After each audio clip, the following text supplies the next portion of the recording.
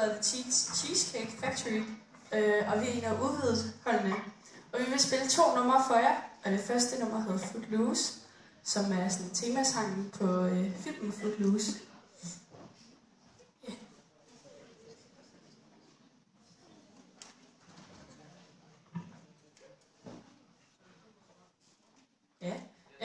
Det er sådan, at her på VGE, der har vi både rytmiske og udvidet hold.